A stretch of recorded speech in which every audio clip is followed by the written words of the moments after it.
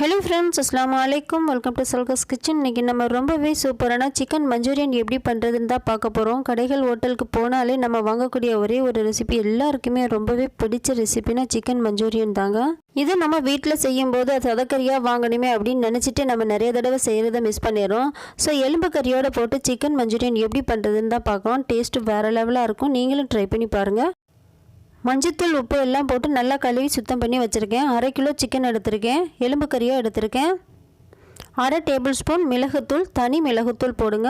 தேவையான அளவு சால்ட்டு, ஒரு 1/2 டேபிள் ஸ்பூன் வரைக்கும் இஞ்சி பூண்டு பேஸ்ட்டு, ஒரு முட்டை, அவ்வளோதான். இதை நல்லா மிக்ஸ் பண்ணி விட்டுறலாம். உங்களுக்கு ஃபுட் கலர் வேணும், நல்ல ஒரு ரெட் கலராக இருக்கணும் அப்படின்னு நினச்சிங்கன்னா, கடையில் வாங்குற மாதிரியே இருக்கணும்னா கொஞ்சமாக நீங்கள் ஒரு பிஞ்ச் அளவுக்கு கலர் ஆட் பண்ணிக்கலாம். ஒரு 3 டேபிள் ஸ்பூன் வரைக்கும் கார்ன்ஃப்ளவர் போட்டு நல்லா இதை மிக்ஸ் பண்ணி விடுங்க. முட்டை எல்லா இடத்துக்கும் படணும். ஒரு பிஞ்ச் அளவுக்கு நான் கலர் ஆட் பண்ணியிருக்கேன். உங்களுக்கு கலர் தேவைன்னா அதிகமாக ஆட் பண்ணிக்கோங்க. நான் கலர் பிடிக்கல, ஸோ அதனால் நான் கம்மியாக ஆட் பண்ணியிருக்கேன். இது நல்லா போட்டு மிக்ஸ் பண்ணி விடுங்க. எல்லா இடத்துக்கும் நல்லா படணும். இது நல்லா மிக்ஸ் பண்ணி ஒரு 1/2 மணி நேரமாவது மூடி வச்சுருங்க. குறைஞ்சது ஒரு 1 மணி நேரத்துக்கு முன்னாடி செஞ்சு நீங்கள் ஃப்ரிட்ஜில் வச்சிங்கன்னா டேஸ்ட்டு வேறு லெவலாக இருக்கும். ஒரு கடாயை அடுப்பில் வச்சாச்சு. தேவையான அளவு ஆயில் ஊற்றி இது எல்லாத்தையும் நல்லா பொரித்து எடுத்துக்கலாம். சிக்கன் துண்டுகள் எல்லாத்தையும் அதிகமாக ஹீட்டில் வைக்காமல் நார்மலான ஹீட்டில் வச்சு பொரித்து எடுங்க. நல்லா வேக வச்சு எடுத்துருங்க. அரைவேக்காடெல்லாம் எடுத்துடக்கூடாது. ஏன்னா நம்ம மஞ்சூரியன் செய்யும்போது மிளகாய் வெங்காயத்தில் போட்டு எடுக்கும்போது டக்குன்னு எடுத்துருவோம். ஸோ அதனால் இதை நல்லா ஃப்ரை பண்ணி எடுத்துருங்க. நல்லா வெந்திருக்கணும். எல்லாத்தையுமே சுற்றி நல்லா பெரட்டி போட்டு பொரித்து எடுத்துக்கோங்க. அவ்வளோதான், ரெடி ஆயிடுச்சு.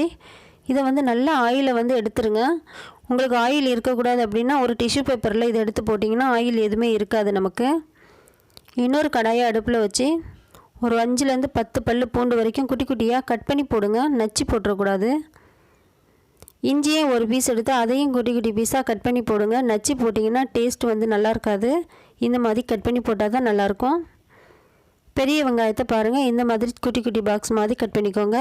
இதுதான் நல்லாயிருக்கும் மஞ்சூரியனுக்கு. குடைமிளகாய் போட்டுக்கோங்க.